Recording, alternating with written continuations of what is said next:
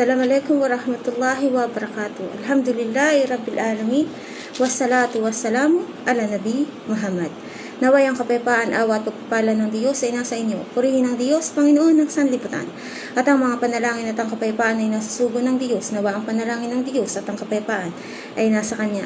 Magandang umaga po dito sa Saudi Arabia at magandang hapon naman po dyan sa atin sa Pilipinas. This is 9 days na po tayo na fasting. Salam po dun sa mga medyo nanghihina na, kaya natin yan.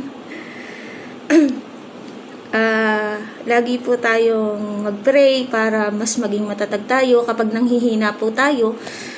Inshallah, lagi nating sabihin na la hawla wala quwwata illa billah, or la ilaha illallah wahdahu la syarika lahu, lahul mulku wa lahul hamdu wa huwa ala kulli syai'in qadir, para mapapalitan yung kahinaan natin ng lakas. Inshallah ya Rabbi, gabayan tayo ng Allah subhanahu wa ta'ala hanggang sa matapos ang Ramadan. So, ibig sabihin, nagra-Ramadan kasi pag-aayuno para kay Allah. Hindi po tayo nag-aayuno para sa sarili natin. Tayo bilang mga Muslim ay nag-aayuno para kay Allah. Ngunit ang magiging gantimpala natin na ipagkakaloob ng Allah ay kung tayo ay gaano katatag nagsasalita ng mga dikir, gaano tayo karami pumupuri sa Allah subhanahu wa ta'ala habang tayo ay nagra-Ramadan, subhanallah, habang tayo ay nagpa-fasting. So ibig sabihin, yung ating pag-aayuno hindi po sa ating sarili, iyon ay para kay Allah subhanahu wa ta'ala, hindi po yun sa atin. So, ibig sabihin, ang sa atin lang at ang magiging gantimpala natin at magkakaroon tayo ng gantimpala, yun ay ang mga salitang papuri kay Allah subhanahu wa ta'ala kasama ng mga pagsasadaka o pagbibigay ng mga tulong sa iba, sa kapwa o kanino man, kasama ng pagbabahagi ng bawat kabutihang salita ng Allah subhanahu wa ta'ala. Yan ay magkakaroon tayo ng gantimpala sa pagbabahagi sa iba. Ibig sabihin, magbabahagi tayo ng kabutihan. Huwag na huwag tayong magsasalita ng masama sa iba. At kahit pa yung ibang tao, tandaan po natin, ito po sa Islam at katuruan sa Islam.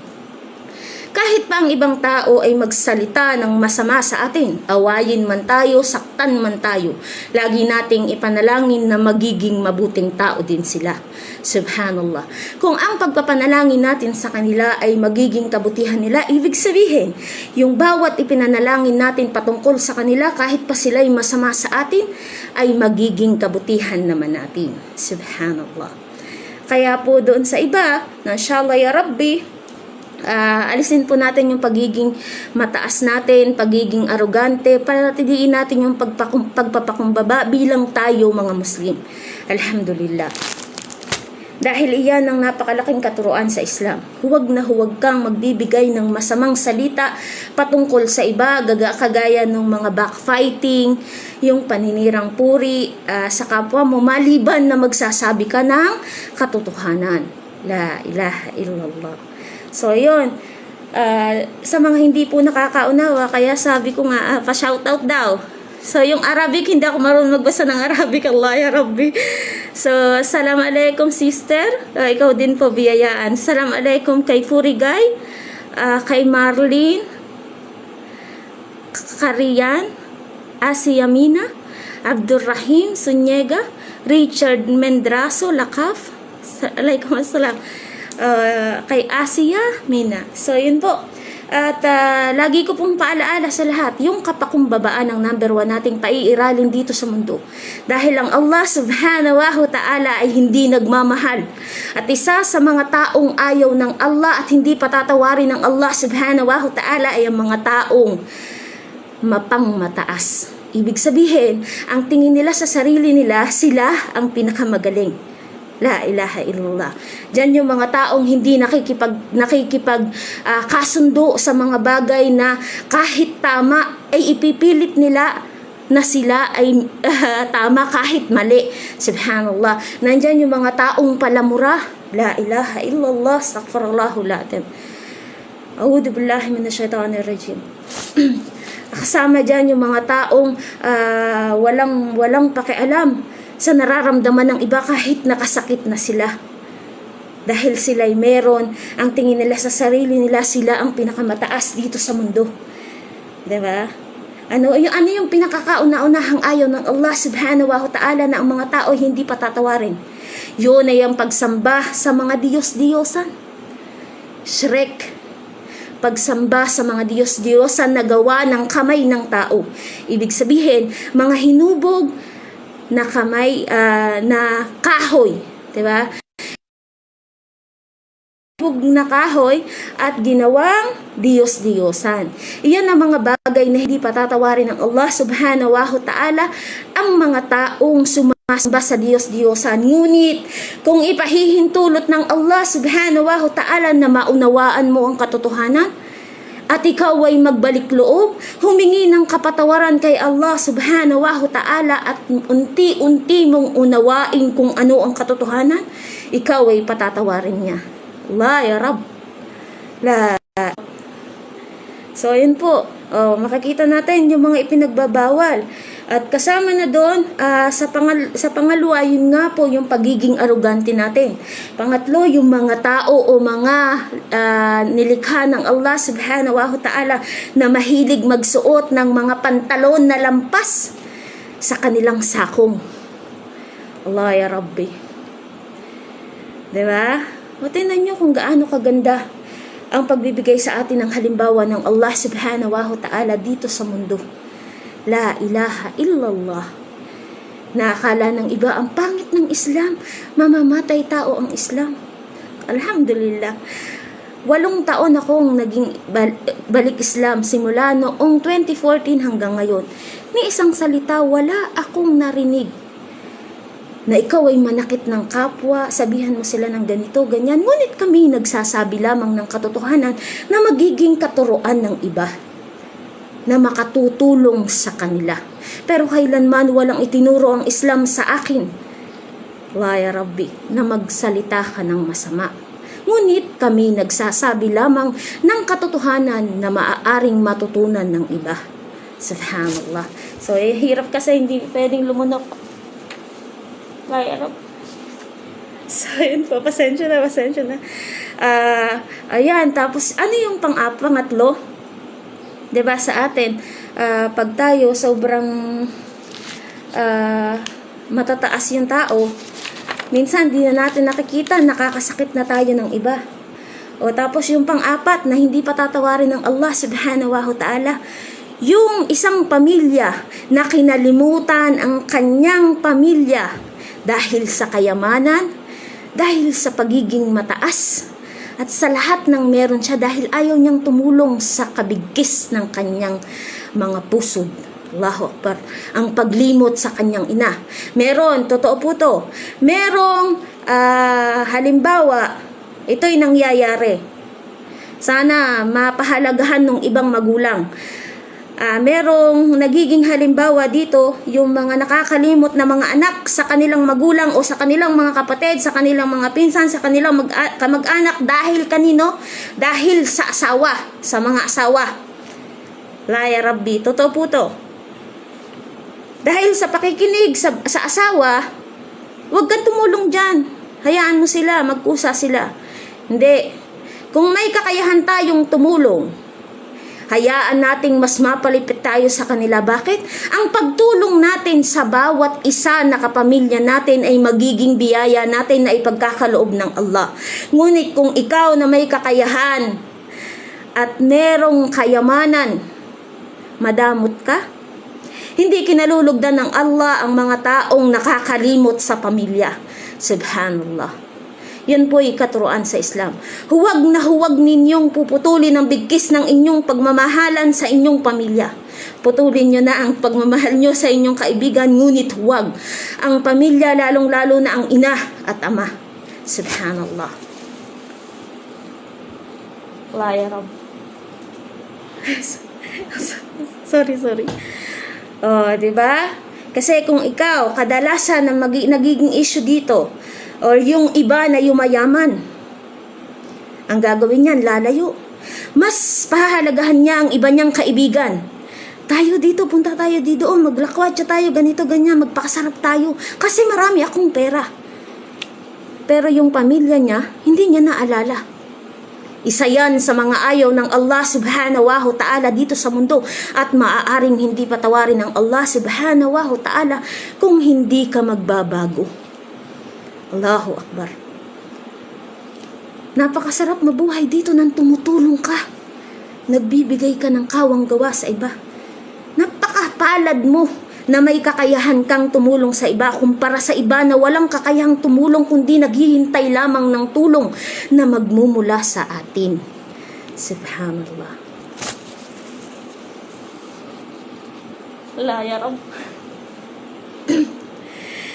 La ilaha illallah. So ayun po, makikita natin yung mga halimbawa na yon na hindi kinalulugdan ng Allah subhanahu wa ta'ala na 5 malalaking kasalanan na ayaw niya sa tao. Ayaw niya sa tao na maaaring hindi patawarin unless kilalanin mo siya, ang Allah subhanahu wa ta'ala na nag-iisang Diyos. Hindi siya nagkaanak at hindi rin siya ipinanganak at walang anuman ang sa kanya ay maihahalin tulad. La ilaha illallah. Diba? Kaya yung mga may asawa dyan, tandaan natin ha, ang buhay sa mundong ito ay parang gulong. Kalimutan mo ang pamilya mo kung anong ginawa mong paglimot sa iyong pamilya ng nakaraang panahon. Ito ay maaaring ibalik ng mga anak mo sa iyo. Kung ano ang nakita ng anak mo sa iyo ay gagawin din sa iyo at mararamdaman mo kung ano ang naramdaman ng pamilya mo nang sila'y kinalimutan mo. Subhanallah. Kaya't huwag kang maging malayo, lumapit ka sa pamilya mo. Huwag kang maging mapangmataas, magpakumbaba ka. Hindi porket mayroon ka, yan ay hindi nababawiin ng Allah subhanahu wa ta'ala. Inshallah ya Rabbi, yung matitigas ang puso sa kanilang mga kamag-anakan, pumunta kayo sa kanila. Alam nyo bang ang paghingi ng ang pagbibigay ng pagmamahal at paglapit sa inyong pamilya ang pinakamaganda sa isang biyaya ng Allah subhanahu wa ta'ala. Bakit? Kasi napakasarap magpakumbaba. Pero ang pagiging mataas, pag bumagsak ka, walang isa mang tutulong sa iyo. Bakit? Dahil mapang mataas ka. Allahu Akbar. Hasbir Allah. Pasensya na po. Meron akong commercial. So, ayun. Diba? Tapos yung panglima. Ano ang ayaw ng Allah sa panglima na ipinagbabawal sa Islam? Ang sugal, alak, pambababae. Ano pa? Lahat ng klaseng sugal dito sa mundo. Lahat ng masasamang gawa.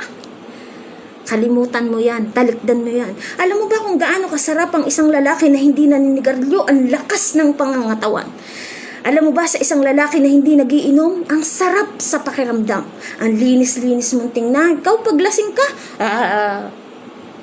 diba? Halos hindi mo na makita yung daan. Hindi mo alam kung ano na nagagawa mo sa sarili mo. Hindi mo nakikita kung ano bang nangyayari sa katawan mo. Subhanallah. Paglasing ka, binabago ng Satanas ang pagkatao mo. Na doon sa pag-inom mo ng alak, maaaring makagawa ka ng masama na ikasisira ng iyong pagkatao. Subhanallah. Sa Islam, bakit iyan ipinagbabawal? Upang hindi makapinsala sa iyong pagkatao. Saan masama ang Islam? Subhanallah. Alhamdulillah, lagi kong pinagdadasal, inshallah ya Rabbi, sana po yung alak iban na sa Pilipinas. Allahu Akbar. Talaga po, ang alak, sugal, sabong, lahat ng klaseng hindi magagandang gawa ng tao. Dahil ito'y nakakapinsala sa inyo, lahat ng gawang iyan ay gawa ni Satanas. At darating ang araw ng paghuhukom ay sasabihin ni Satanas na wala akong kinalaman sa inyo. Dahil ako'y may takot kay Allah subhanahu wa ta'ala, Panginoon ng lahat ng mga nilalang. Kahit si Satanas ay takot sa Panginoon. Ngunit sinusubukan ng tao kung gaano katatag ang pananampalataya. Ikaw ba'y merong iman o wala? O doon sa nagagalit sa akin, totoo lamang po ang aking sinasabi, huwag kang magalit. Dahil lahat ng sinasabi ko'y totoo. Baka hindi mo mabitawan ang pag-aalak mo, iyan ay sarili mo ang magdadala at hindi kami. Kahit pa ikaw ay magalit sa akin, ang sinasabi ko'y katotohanan para din sa iyong kabutihan. Subhanallah.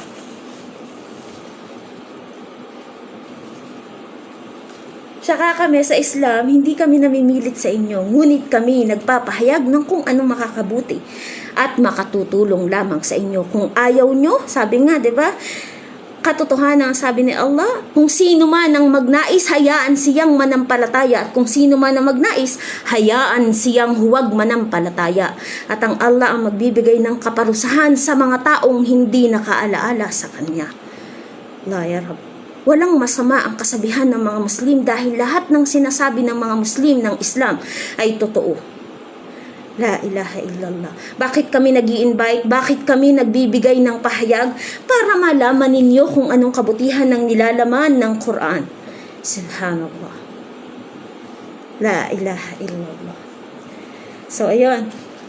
Allah ya Rab. Allah ya Rab. Medyo mahirap talaga.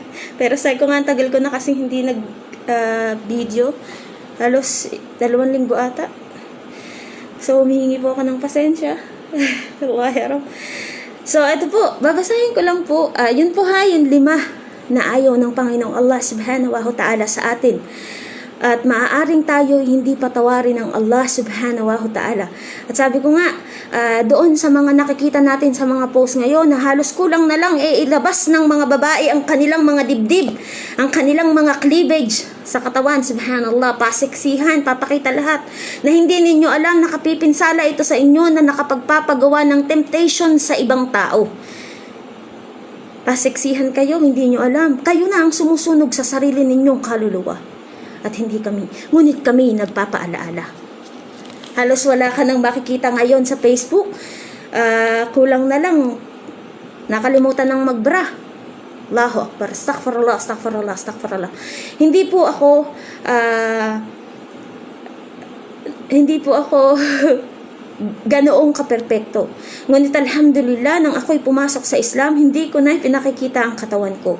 Alhamdulillah. At sana, inshallah ya Rabbi, pahalagahan nyo ang sarili nyo. Kung meron mang makakakita sa inyo, ay ang inyo lamang mga asawa. Inshallah. Wala naman tayong dapat patunayan sa iba para ipakita natin ang ating pangangatawan. Subhanallah. Maganda ka na sa paningin ng iyong mga magulang at ng iyong pamilya. Maganda ka na sa tingin ng iyong asawa at sa mata ng Allah subhanahu wa ta'ala. Allahu Akbar. Kung nalalaman nyo lamang ang halaga ng kabilang buhay, baka napakasarap nyong mahalin ang inyong sarili. La ilaha illallah. La ya Rab.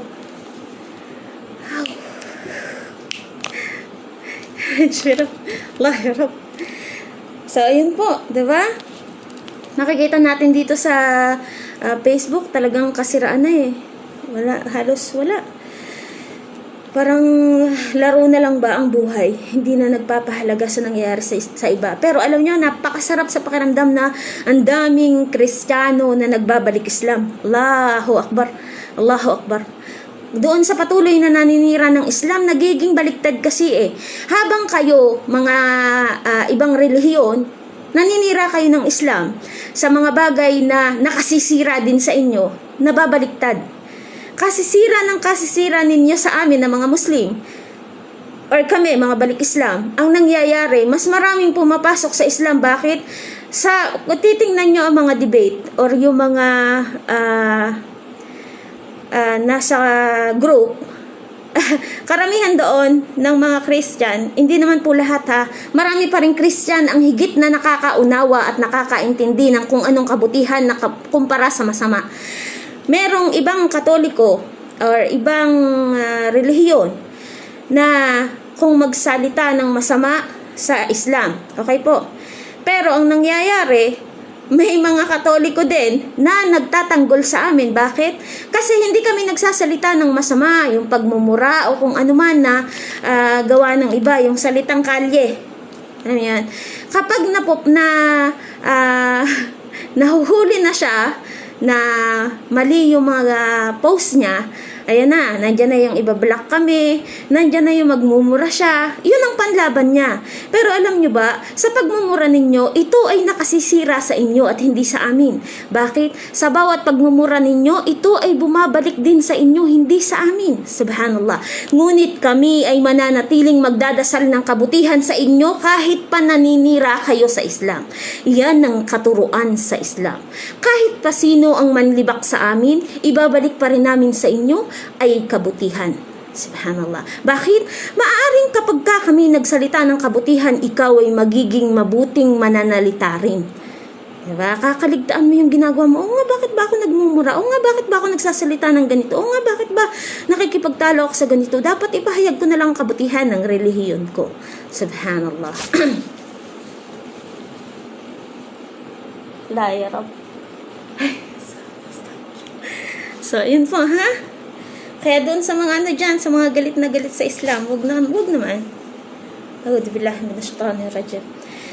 So ito po, babasahin ko po ang Surat An-Najm, ang bituin. Sa ngalan ni Allah, ang pinakamahabagi ng pinakamaawain. Ako ala ay nanunumpa sa bituin kung ito ay lumulubog o naglalaho. Ang inyong kasama Muhammad ay hindi naligaw ng landas, gayon din ay hindi nagkamali. At hindi rin siya nagsasabi na sarili niyang pagnanasa tungkol sa relihiyon.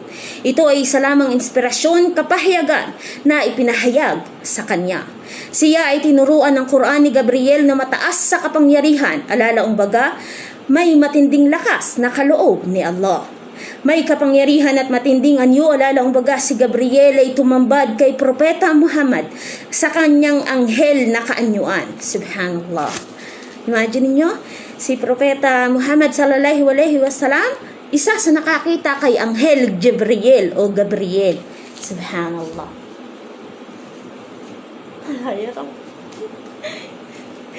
Haba ng commercial ko. Asensya na po. So, yun.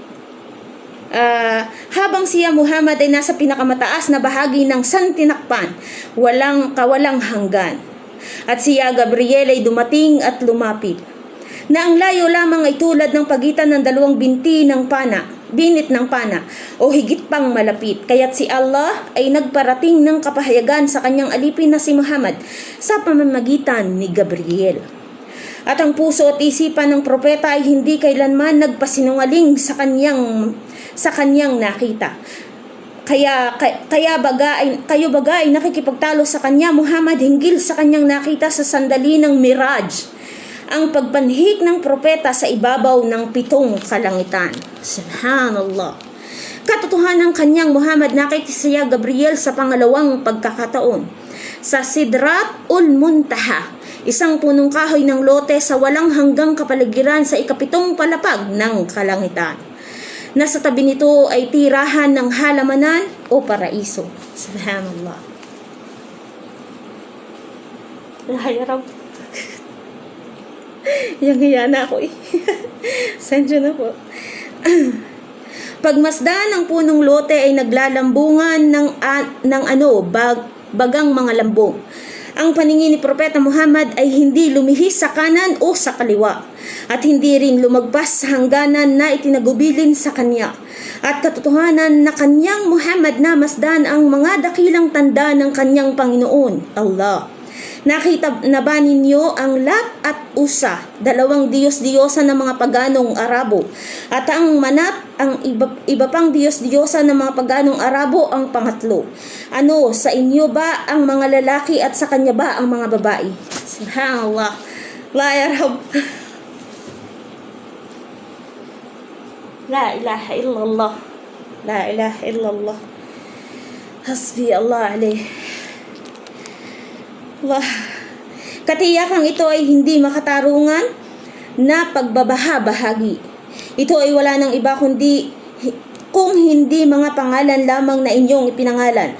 Kayo at ng inyong mga ninuno na rito ay hindi nagpapanaog si Allah ng anumang kapamahalaan. Sila ay walang sinusunod maliban lamang sa haka-haka at sa ninanais ng kanilang sariling kaluluwa. Kahit na katiyakang dumatal sa kanila ang patnubay mula sa kanilang Panginoon. O ang tao kaya ay magtatamo kung ano ang kanyang ninanais.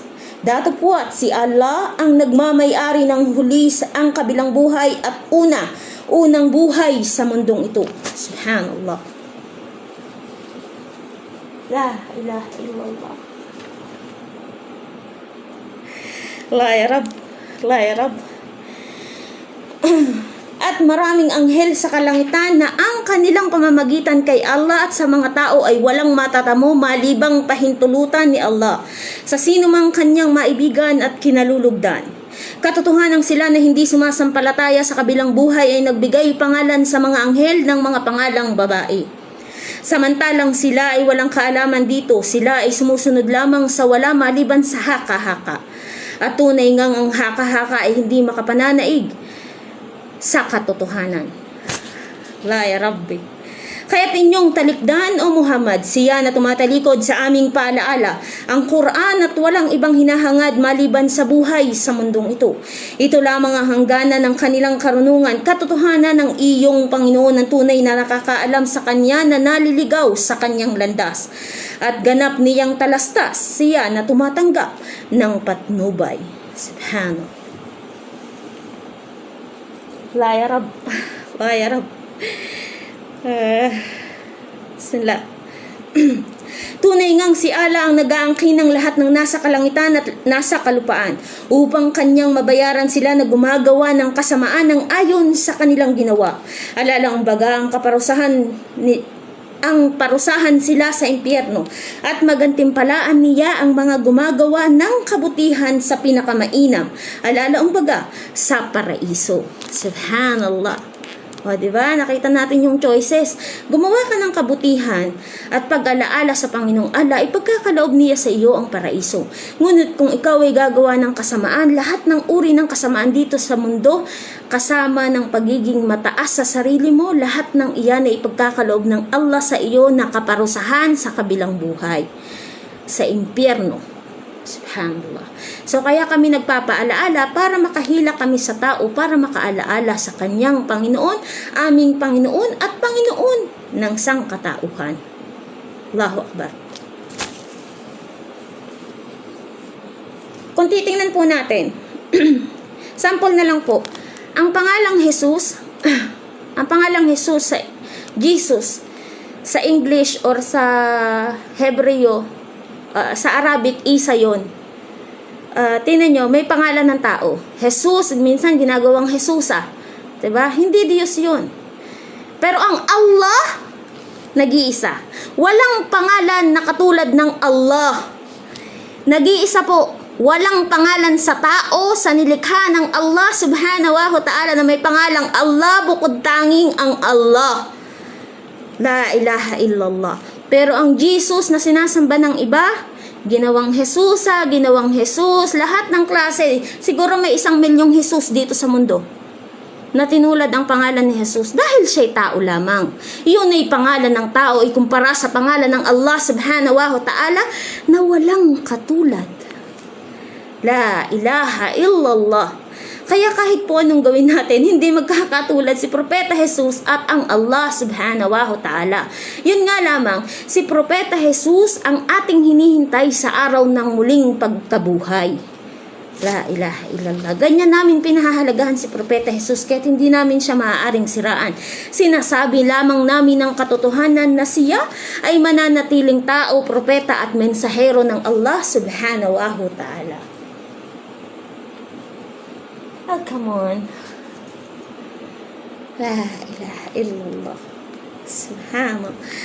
So, ayan ha, isipin nyo po. Imagine lang po, yung pangalang Allah, isa lang yan. Si Allah lang yan, ang mga Muslim. Sa Aramaic, kay Propeta Jesus, ang pangalan sa kanya, ang tawag sa kanya ni Propeta Jesus ay Eli. Eli. Eli po. Iyon po yung salitang Aramaic. Para po inyong maunawaan. So, sa Islam, sa Arabic, ang tawag po namin ay Allah. Sa Tagalog, Panginoon. Panginoon. Hindi po Hesus Kristo. La ya Rabbi. Sila na umiiwas sa mabibigat at karumal-dumal na kasalanan, bawal na pakikipagtalik, gawaing malalaswa maliban sa maliliit na pagkakamali. Katotohanan ng inyong Panginoon ng tigib na sa pagpapatawad. Kayo ay ganap niyang talastas ng kayo ay kanyang nilikha sa kalupaan at nang kayo ay nakatago pa sa sinapupunan ng inyong ina. Allahu Akbar. Kaya't huwag ninyong pananganan ang inyong sarili na dalisay. Ganap niyang batid siya na may pangangamba kay Allah at nagpapanatili ng kanyang tungkulin sa kanya. Napagmamasdan mo ba, O Muhammad, siya na tumatalikod sa Islam? O yun po, dun sa mga tumatalikod sa Islam. Hindi po kayo magiging kawalan sa Islam, kundi papalitan kayo ng Allah subhanahu wa ta'ala ng mas higit at mas marami ikumpara sa iyo na nag-iisang umalis sa Islam. Hindi nangangailangan ng Islam sa iyo, ngunit ikaw na umalis sa Islam ang nangangailangan ng Islam. Subhanallah. Parang tayo bilang tao, hindi tayo kailangan ng Allah.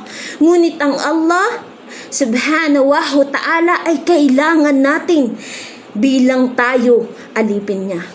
Kahit isa sa atin, walang pangangailangan ng Allah subhanahu wa ta'ala dahil lahat ng meron dito sa mundo ay nagmula sa Kanya. Allahu Akbar. La ilaha illallah. Subhanallah ya Rabbi. Oh. Ayan, diba? Allah ya Rabb. Bismillah. Na nagbibigay ng karampot at pagkatapos ay huminto sa pagbibigay. Mayroon ba siyang kaalaman ng mga nalilingid upang kanyang mamalas? Hindi ba niya batid kung ano ang nasa kasulatan ni Moises? Subhanak. Ano ba yung kay Moises? Yung kay Moises po ay Torah. Mga batas. Kasama doon yung 10 kautusan ng Allah subhanahu wa ta'ala na kauna-unahan ay huwag kang sasamba sa Diyos-Diyosan maliban kay Allah. Diba? Subhanallah. Kung nauunawaan po natin, napakalinaw na sinabi sa 10 kautusan na ipinagkaloob kay Moises, kay Propeta Moises sallallahu alaihi wasallam, na huwag kang sasamba sa Diyos-Diyosan hanggang sa Islam, hanggang sa Muslim, hanggang sa amin iyan ay nakatala. Pero bakit ang tao ginawang business ang rebulto? Diba? Kung wala kang 500 piso, hindi ka magkakaroon ng rebulto, hindi mo may pasok sa bahay mo yan kasi kailangan mong bumili. Diba? Ang daming naglalakad na rebulto, binibenta ng tao. Kung wala kang rebulto, hindi ka magkakaroon nito. Kung wala kang pera, hindi ka magkakaroon nito.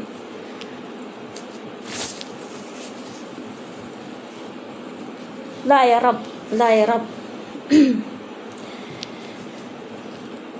At ni Abraham na tumupad at nagparating ng lahat ng mga ipinag-utos ni Allah sa kanya, na nagtatagubilin na walang sino man na nagdadala ng pasanin ng kanyang kasalanan ang maaaring magdala ng pasanin kasalanan ng iba. So ayan po, ito pa isang sample na si Propeta Jesus kailanman ay hindi tumubos ng kasalanan ng isa mang tao dito sa mundo sa atin. Diba? Hindi niya nga naipagtanggol ang sarili niya eh. Paano pa niya matutubos ang utang mo? Ang gawa mo dito sa mundo. Ang gawa mo ay gawa mo lamang. At ang gawa ko ay gawa ko lamang. Ibig sabihin, halimbawa, ikaw umutang ng pera sa pangalan mo. Ang magbabayad nun, ikaw lang. Hindi kami. Bakit? Kasi ikaw lang ang umutang nung at ikaw lang ang may kausap dun sa taong inutangan mo. Walang kinalaman ng iba. Ganyan din ang magiging kaparusahan sa kabilang buhay. Kung anong gawa mo ay siyang babayaran mo. At kung anong kabutihan mo ay siyang magiging gantimpala mo. Subhanallah. Lahirap. Dami kong commercial Pasensya na po. Subhanallah. So, ayan kaya sabi ko, hindi kailanman tinubos ni Propeta Jesus ang kasalanan ng tao. Kung imagine natin, inakala nyo na nga siya na pinarusahan Pinarusahan na nga, hindi na nga niya. Paano nyo sabi na tinubos ni Propeta Jesus ang kasalanan nyo? Hindi naman, pati yung nang rape, si Propeta Jesus ang tumubos. Astaghfirullah. Nagnakaw ang iba, si Propeta Jesus ang tumubos. Dubillahi minash shaitanir rajim. Ako'y nagpapakupkop sa Panginoon na isinumpang Satanas.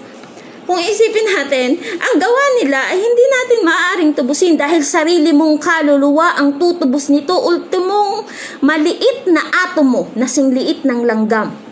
Allahu Akbar. Sino kayo nagbibilang ng ano ko? ng commercial ko? Wire. So, diba? Ayun. Kaya wag nating isipin na tinubos ni Propeta Jesus ang kasalanan natin. Nobody does. Walang kahit sino sa sarili natin. Kahit magulang natin, doon sa nagpipinitensya ha, sasabihan ko lang kayo, nagpipinitensya kayo, iniuutos ng pare, ng Katoliko na magpinitensya kayo. May nakita ba kayong pare na nagpinitensya? Wala. Wala kayo nakitang pare na nagpinitensya, nagpahampas, nagpaturok, wala, nagpahiwa sa likod, wala. Dahil ang gawang yun ay gawa ng mga Hudyo na ayaw kay Propeta Jesus nang siya ay nagpapahayag ng mabubuting salita na ipinag-utos ng Allah subhanahu wa ta'ala. Nasaan ang pare? Tuwing dumarating ba ang Semana Santa, may nakita kayong isang pare na nagpapalo sa likod? Wala. Pero kayo bilang tao na tagasunod ng mga pare ang sumusunod sa kanila. Allahu Akbar.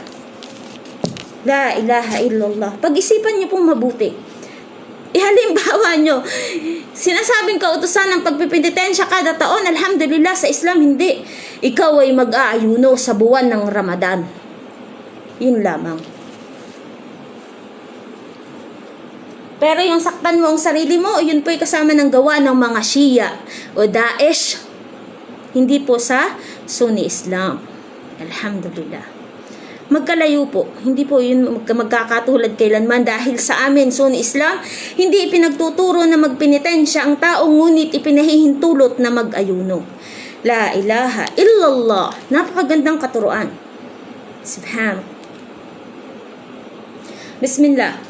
Na ang tao ay walang mapapakinabang maliban lamang sa kanyang pinagsusumikapan na mabuti o masama. Subhanallah. At ang bunga ng kanyang pagsisikap, mga gawa ay malalantad. Kaya't siya ay gagantihan ng ganap sa pinakamainam na kabayaran. At sa iyong Panginoon ala ang huling hantungan, ang pagbabalik ng lahat. At siya ala ang nagkakaloob sa sino mang kanyang maibigan ng halakhak at nagkakaloob sa sino mang kanyang maibigan ng luha. La ilaha illallah. At siya ala ang nagpapapangyari na gagawad ng kamatayan at buhay. At siya ala ang lumilikha ng pares, lalaki at babae. O ayan, nakalagay din po sa Biblia ninyo na ang babae ay para sa lalaki. Ang lalaki ay para sa babae. Napakasakit po sa iba na LGBT na merong karelasyon. Ngunit ito'y totoo. Ito po'y para din sa kabutihan nyo. Wala kami magagawa kung iyan ang puso nyo, pero alam natin sa sarili natin na ito'y malaking kasalanan dahil nilikha tayo ng tao, nilikha tayo ng Allah subhanahu wa ta'ala bilang alipin niya na ang kapares ay babae sa babae, babae sa lalaki, lalaki sa babae. Kung gagawin natin na tayo papatol sa babae, lalaki sa lalaki, mas masahol pa tayo sa hayop. Bakit? Dahil ang hayop alam niya kung saan siya papatol. Ang lalaki pumapatol o nakikipagniig sa babae lamang, hindi sa kapwa niya lalaking hayop. Imagine niyo yun? Alam natin sa sarili natin kung ano ang tama at mali. Oo nga't pinagkalooban tayo ng Allah subhanahu wa ta'ala ng puso. Ngunit sana ay lubusan yung maunawaan kung ano ang nakatala sa inyong binabasang kasulatan. Ako'y nagpapahayag lamang ng isang salita na masakit sa katotohanan na kailangang tanggapin ng sangkatauhan na hindi nakakaunawa ng Quran. Yun po yung nakatala sa Quran. Nilikha tayo dito sa mundo ng pares, babae sa lalaki, lalaki sa babae. Subhanallah. Kahit ang punong, halimbawa sa dates, sample ko po ha, ang punong dates, kung iyan ay tumubong lalaki, hindi yan magkakabunga. Okay po? Halimbawa ko ha. Kapag may punong babae, ang punong babae, buyang-yang ang bulaklak niyan. Ibig sabihin, meron siyang parang mga bulaklak. Kapag ka tumubo na ang bawat isa at lumaki na siya, meron yan tutubong parang bulaklak. Ang bulaklak ng lalaki o tinatawag na nakla ang naklan ng lalaki ay nakaikom. So, kailangan mong pumutol sa nakla ng lalaki at itatag-up mo sa nakla ng babae para si babae ay manganak, magkabunga. Kung hindi mo itatag-up or itatali ang nakla ng lalaki o bulaklak ng lalaki 3 piraso sa nakla ng babae, hindi mo siya itatali, ibig sabihin hindi magbubuntis or hindi magkakaroon ng bunga ang dates o datiles. Okay po, hindi po siya manganganak, yung tamar, hindi po siya magkakaroon ng bunga.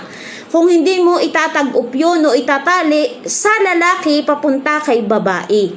Kailangan mong pumutol sa nakla ng lalaki na 3 pirasong nakla na parang irok. Nakita niyo yung parang irok, kung sa nakakaintindi ng irok, meron yung parang bulaklak na mga nakaganyan. Merong, ang lalaki, hindi siya nakabuka. Ang babae, ang bulaklak niya ay nakabuka. So, dapat pagtatag-upin yun para magkaroon ng bunga. Para ding babae at lalaki. Kung hindi ka makikipagniig sa kapwa mo sa babae at lalaki, hindi ka magkakaanak. Ya Rab. Para ding sa hayop yan. Kung hindi ang lalaki ay papatol sa babae, hindi mabubuntis si babae, di ba? Wala. A'udhu billahi minasyaitanir rajim. Sila.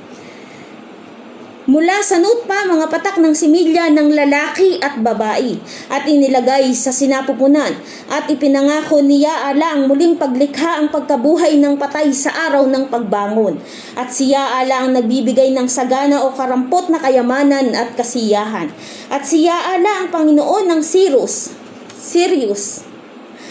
ang malaking bituin na sinasamba ng mga paganong Arabo, at siya ala ang nagwasak sa pamayanan ng Aad ng panahong sinauna, at pamayanan ng Tamud, at nilipol niya ang kanilang lahi, at pamayanan ni Noah noong panahong sinauna, sapagkat katotohanan sila ay hindi makatarungan at mapaghimagsik kay Allah at sa kanyang sugong si Noah.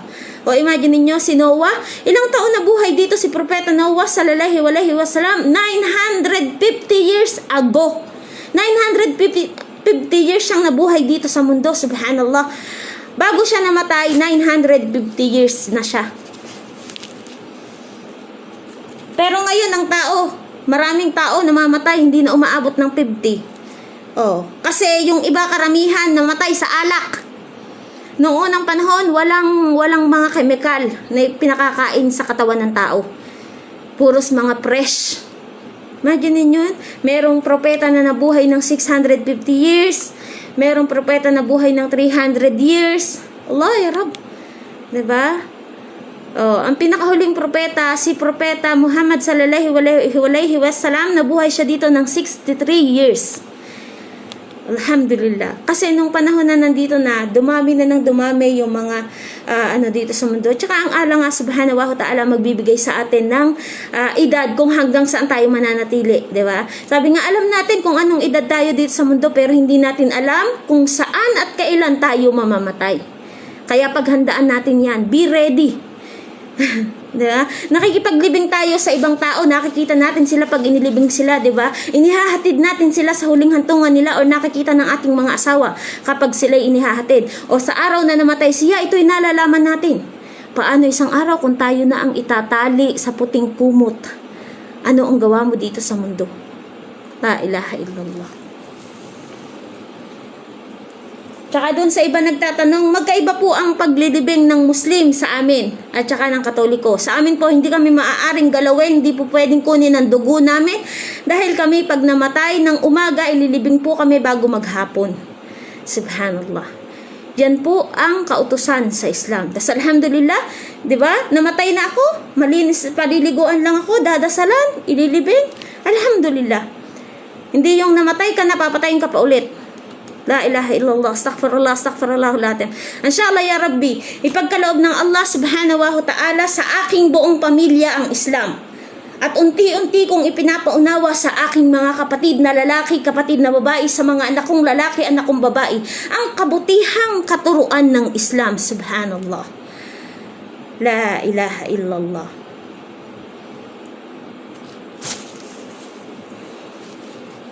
Allahu Akbar. Allah. A'udhu billahi minasyaitanir rajim. At kanyang winasak ang isinumpang lungsod ng Sodom na pinagsuguan ni kay Lut. Saan ba yung kay Lut? Yung kay Lut, yun yung binaligtad na kalupaan sa Palestine o Dead Sea. Yun po yung pumatol ang lalaki sa lalaki, babae sa babae nung sinaunang panahon. At ang Allah subhanahu wa ta'ala, Panginoon ng sangkatauhan, ay nagbigay ng kaparusahan. Nagpaulan siya ng bato. At yung kalupaan sa Palestine ay binaligtad ng Allah subhanahu wa ta'ala.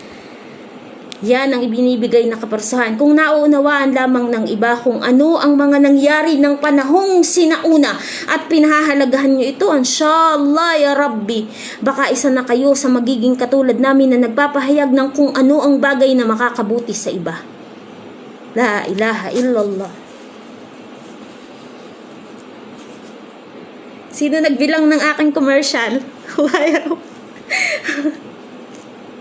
Allah. Subhanallah. La ilaha illallah. At kanyang tidabunan ito ng panabon, alalaumbaga ng kaparusahan ng pinaulan ng bato. Yun yung kay Propeta Lut. Nang ang kanyang mga tao kasama ang kanyang asawa, makikita nyo meron doong isang bato na style ay babae na nakatindig. Yun ay asawa ni Propeta Lut. Subhanallah.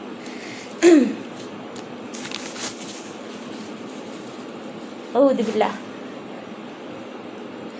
Hiyang-hiya na ako eh. Liar. Bismillah. Kaya talhin sa mga biyaya ng inyong Panginoon o tao ang inyong pag-aalinlangan. Siya Muhammad ay isang tagapagbabala, sugo sa mga kawing ng mga tagapagbabala, mga sugo noon pang panahong lumipas. Ang sandali ng araw ng muling pagkabuhay ay papalapit na. Wala nang iba pa maliban kay Allah ang makahahadlang dito o makapagpapauna rito o makakaantala rito. Kayo baga ay magsisipamangha sa ganitong pagdalit ng Quran. At kayo ay tumatawa rito at hindi nananangis. Allahu Akbar. Bismillah.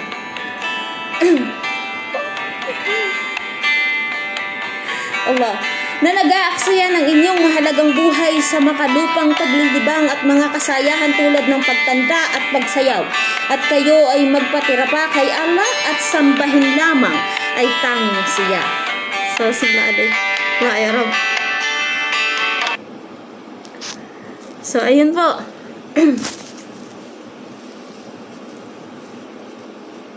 Kaya po paalala ko sa lahat, kung inyong naunawaan nyo, napakagandang pahayag ko para po sa atin yun.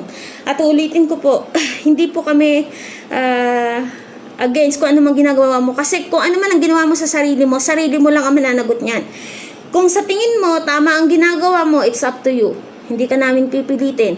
Ngunit kami ay mananatiling magbabahagi ng kung ano ang bagay na makakabuti sa iyo.